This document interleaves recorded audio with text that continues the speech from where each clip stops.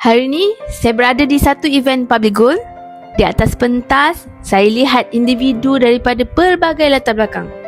Ada yang suri rumah, ada yang makan gaji, ada juga yang pernah berdepan dengan tekanan keuangan. Menariknya, kebanyakan mereka bermula dengan langkah yang sama. Mereka bermula sebagai penyimpan emas. Simpan emas, belajar tentang emas dan konsisten bantu orang lain buat perkara yang sama.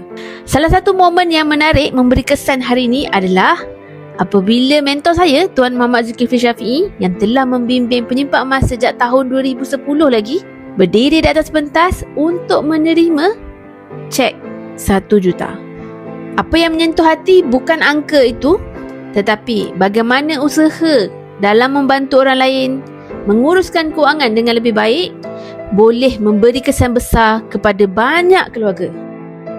Kadang-kadang kita tak perasan kebaikan tu berlaku di tempat yang kita tak sangka.